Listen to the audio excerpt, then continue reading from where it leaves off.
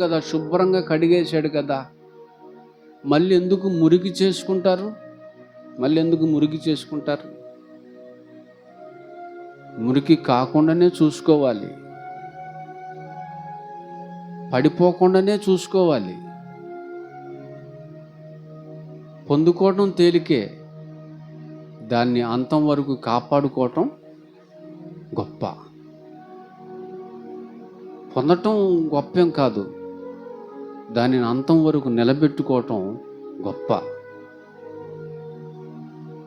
కనుక నన్ను జ్ఞాపకం చేసుకున్నట్టుగా దీనిని మీరు చెయ్యండి.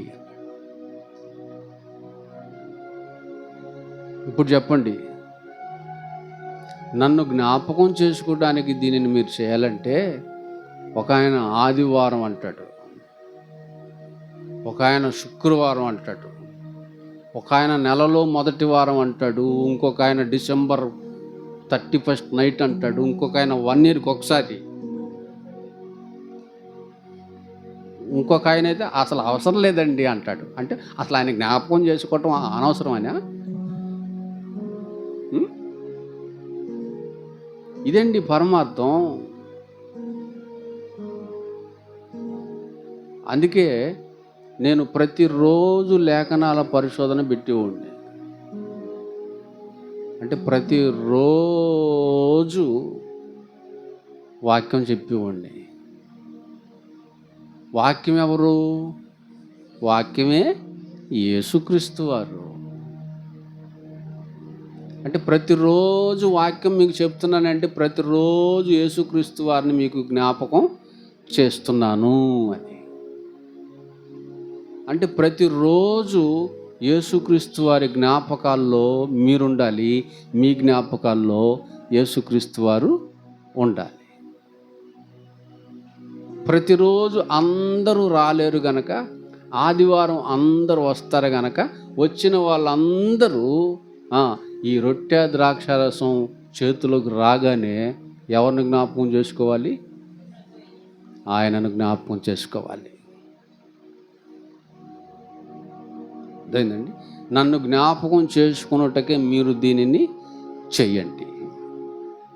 ఇంకెవరిని జ్ఞాపకం చేసుకోవద్దు, ఇక వేటిని జ్ఞాపకం చేసుకోవద్దు. నన్ను మాత్రమే జ్ఞాపకం చేసుకున్నట్టుకై దీనిని మీరు చెయ్యండి. మనం కూడుకునేది ఎప్పుడు? ఆదివారం.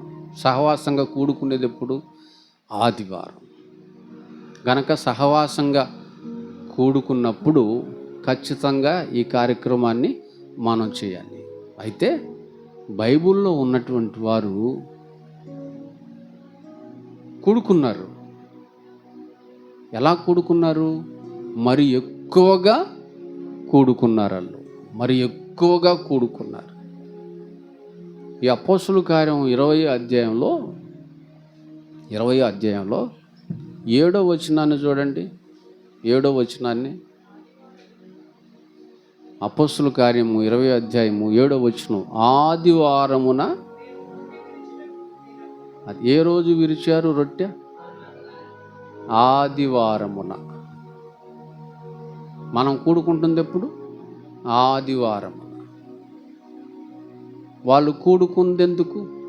ఆదివారమున మేము రొట్టె విరుచుటకు. కనుక ఆదివారమున రొట్టెను విరవాలి. విరుస్తున్నామంటే అర్థం ఏంటి? ఎందుకు విరుస్తున్నాము? ఎందుకు చేస్తున్నాము? ఆయనను జ్ఞాపకం చేసుకోవటానికి. ఓకే, ఆయనను జ్ఞాపకం చేసుకోవటానికి దీన్ని చేయాలి, చేస్తున్నాం. మరి జ్ఞాపకం చేసుకున్న తర్వాత ఏం చేయాలి?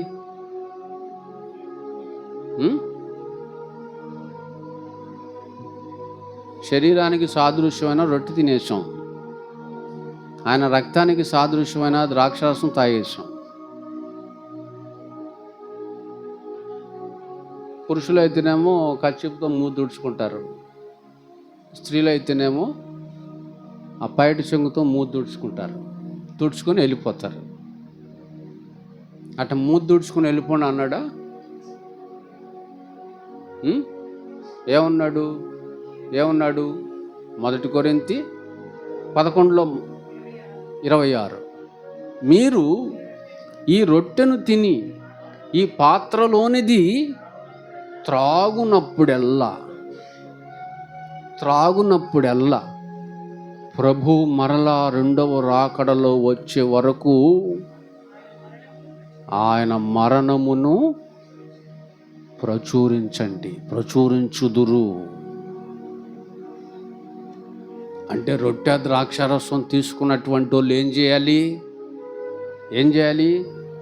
మూతుడుచుకుని వెళ్ళిపోకుండా ఆయన జీవ మరణ పునరుద్ధానములను ప్రచురము చేయాలి.